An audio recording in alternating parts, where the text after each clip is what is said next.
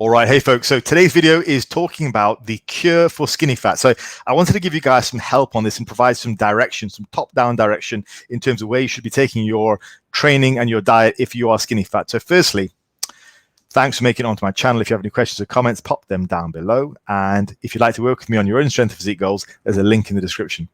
So who exactly am I talking to? What is skinny fat? Okay, what is that look? Skinny fat is when you don't actually weigh that much. So you're not out and out fat. Okay, you're not like, out and out fat, big belly, all that kind of stuff. You are just a very small person, right? With not a great deal of definition. That probably fits quite a lot of people when they first start training. They don't weigh very much. You might weigh, I don't know, less than 200 pounds, less than 180. You kind of look okay in clothes. You probably scrub up well. You've shaved your beard right to bring out your definition in your face. You wear maybe a medium-sized clothing, so you're not overly big, right? But the problem is when you take your top off, tits, belly, no definition, no nothing, right? That's an issue, and that's what's driving your insecurities. And you're like, hey, let's go onto the internet and let's search for how to cure skinny fat, and that's what I'm going to explain to you guys. So what is the problem? So we've talked about who we're talking about, but what is the actual problem? Why do people get to this stage? Firstly, this is pretty much the stage that you're going to be in if you're two things. One, not very active, and two, you don't eat very much. So if you were more active, you would probably be either just skinny or, depending on the type of activity you're doing, you'd be more muscular. Okay. With regards to not eating very much, if you ate more than likely, you would just be out and out fat, or you would actually build some muscle tissue, depending on the activity you've been in. So two things: you don't eat very much, and you're not very active. And if you're sat there thinking, well, I'm skinny fat, but I disagree with you, odds are your definition of eating a lot and also being very active are very different from my definitions. So in general, you're not eating enough and you're not being active enough. Okay, so the other problem is when most guys finally come to the realization of, okay, look, I'm skinny fat, I want to do something about it. And they usually have a goal physique in their heads. They're like, okay, I want to look like that super model. I want to look like that beach model. I want to have a nice trim physique with a six-pack, all that kind of stuff. I saw this guy online. I saw this guy down at the park. He stole my girlfriend, all that kind of stuff. And so the first thing they start to do is they go, I want to go on a diet. I'm going to go on a diet. Maybe they even hit the gym. I'm going to go to the gym and I'm going to hit the diet. Maybe they go to the gym. Maybe they do some lifting. Maybe they do some like HIIT cardio and all that kind of BS. So they don't actually build any muscle tissue. So they go, yeah, I'm going to go on a diet and also I'm going to, get active. Maybe start jogging or something like that. That does not solve the problem, because if you already weigh a reasonably low amount and you're not eating very much and you're not very active, if all you do is slash your food to just bare skeleton amounts and then do some rubbish training, which, well, not rubbish, but the training which isn't purposeful for what we're trying to do, you just do some cardio, do some like HIIT classes and stuff like that, you're not actually solving the problem. So this is what the problem is. You don't have enough muscle tissue. That's what this problem is. Quite simply, your solution is not to get skinny and lean, because you can't maintain that at your current level of muscle mass. If you already weigh 180 pounds, what are you cutting down to? 160? Are you going to hold that weight? Unlikely. It's not feasible for most people unless you're very short or whatever. But my point is this: if you are skinny fat, just shredding down is not the solution with like lots of cardio and HIIT training. One, you're going to burn off the existing amount of muscle tissue that you actually do have, which means you're going to have an even lower metabolism when you're cutting down. And you're just not going to do anything to sustain your body weight. What you need to do is you need to actually get your beginner gains. You need to get that initial 20 to 30 pounds of muscle tissue, which everyone should be putting on over the first 2-3 years of effective training. That makes life so much easier. So much easier. You get so much more wiggle room on everything. Your metabolism is increased. You look better with more fat on you. You can carry fat on you when you're 20 to 30 pounds up in muscle tissue and still look okay. You look kind of like bear mode or whatever, right? So the muscle rounds out your physique. So even if you've got some fat on top of it, you can still see you're big, you've got some traps, you've got some delts, you're just bigger than the average guy, and you've actually got some shape to you, so you can hold some fat on you and still look okay. So the solution is to gain more muscle It is not to shred down initially. If you have nothing to shred down to, then there's no point in shredding down.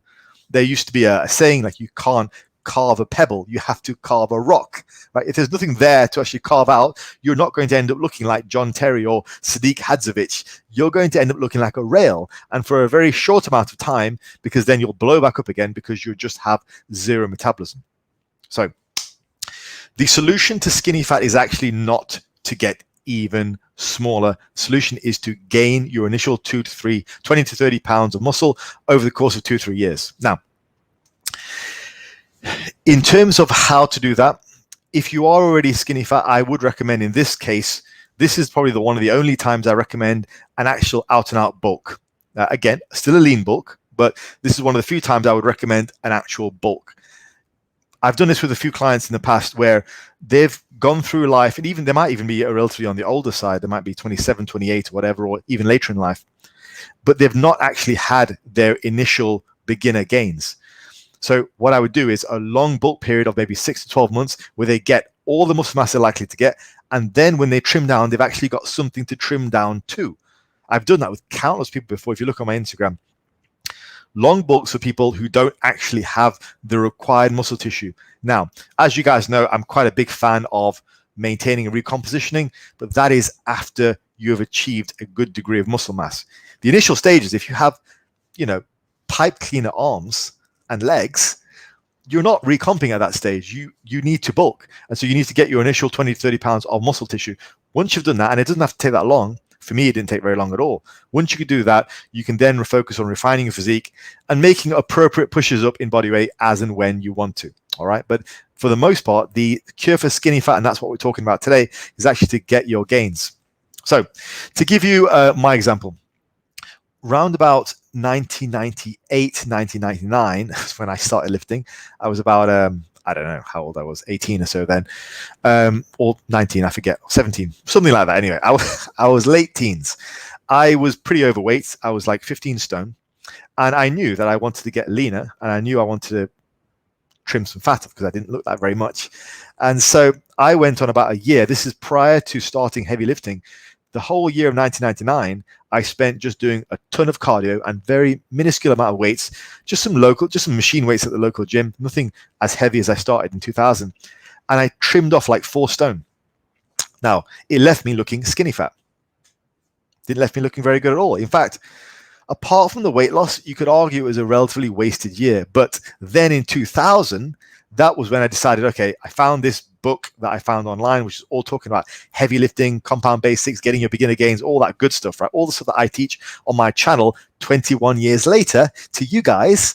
And I did. I took 2000 and 2001, and I bulked a hell of a lot and actually put on those 4 stone back again from 11 stone up to 15 stone, but this time with like 30 pounds, 20 pounds more of muscle tissue. So that transformed me overnight at age 18 to just being this tank.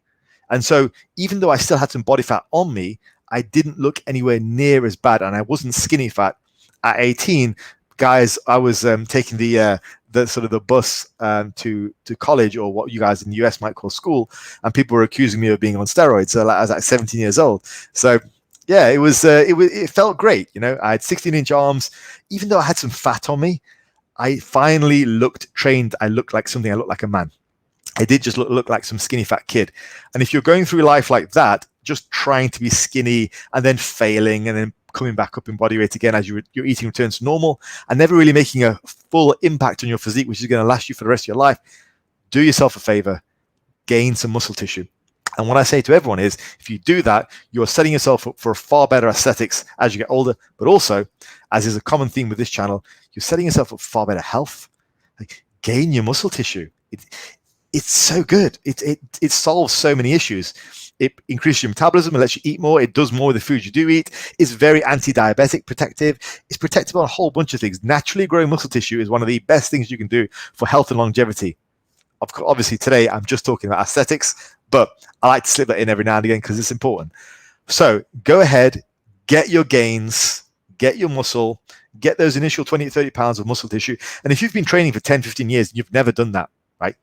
Now's the year, 2021. Okay, the world is opening back up again. Go and get your damn gains before you die. Right, I will speak to you all next time. Thank you for tuning in.